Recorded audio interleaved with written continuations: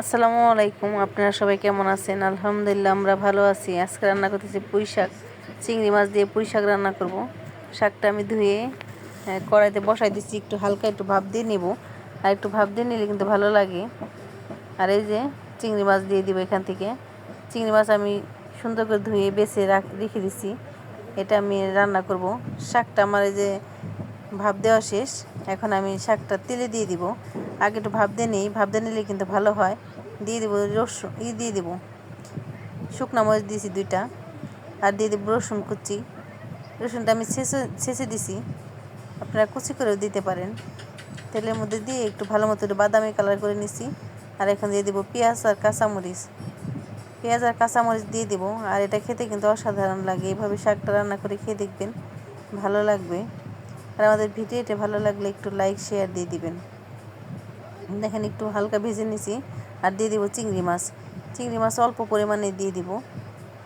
দেখেন চিংড়ি মাছ দিয়ে দিছি, আর দিয়ে সাথে লবণ দিয়ে দিব, আর হালকা একটু হলুদের গুঁড়া দিয়ে দিছি। দিয়ে আমি ভালো মতো একটু ভেজে নেব, তেলে ভেজে নেব। দেখেন হলুদের গুঁড়া দিয়ে ভালো মতো একটু ভেজে নিলাম, লবণটা যাতে মাছের মধ্যে ঢুকে যায়। আর এখন শাক ভাপ দিয়ে যে শাকটা রেখে দিয়েছিলাম, এই শাকটা দিয়ে দিব। শাকটা দিয়ে ভালো মতো একটু ভেজে নেব। লবণ যেহেতু দিছি, এখন আর অতটা লবণ দিব না।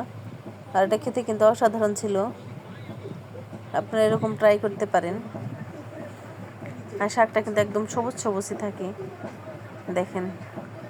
আর কতটা মজাদার ছিল দেখেন, সেই সেই হয়েছে, অসাধারণ খেতে হয়েছিল।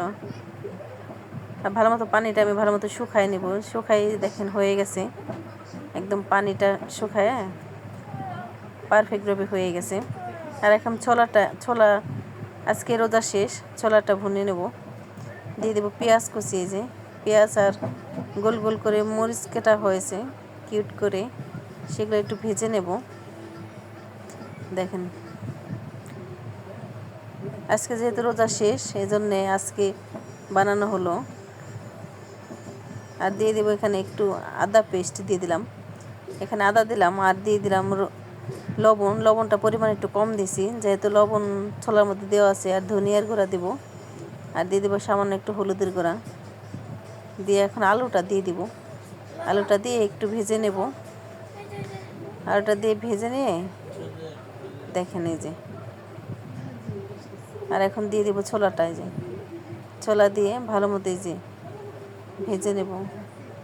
এভাবে করে খেয়ে দেখবেন, অসাধারণ লাগে।